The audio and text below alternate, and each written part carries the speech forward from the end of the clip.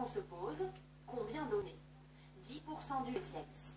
Faire un petit paquet où vous mettez vos vœux, parce que les vœux c'est très important. Ensuite, la somme que vous glissez dans une enveloppe et un petit cadeau.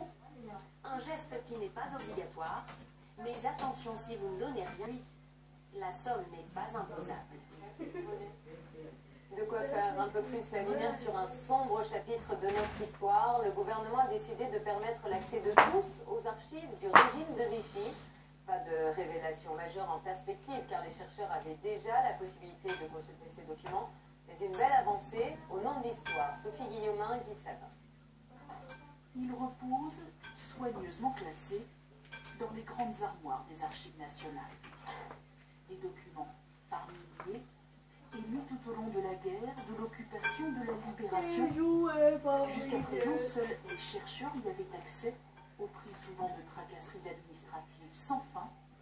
Désormais, ces témoignages de l'histoire seront librement consultables par tous.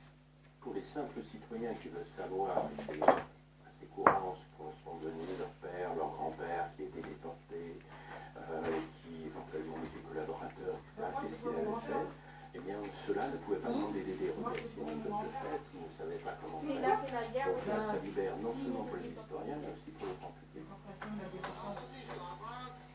Les archives qui seront ouvertes à la consultation proviennent des ministères des Affaires étrangères, de la Justice et de l'Intérieur de l'époque. Tout se rapporte à la période comprise entre le 3 septembre 1939 et le 8 mai 1945. Les chercheurs n'en attendent pas de grandes découvertes. Cette période est déjà bien connue, mais une compréhension plus fine de ce processus.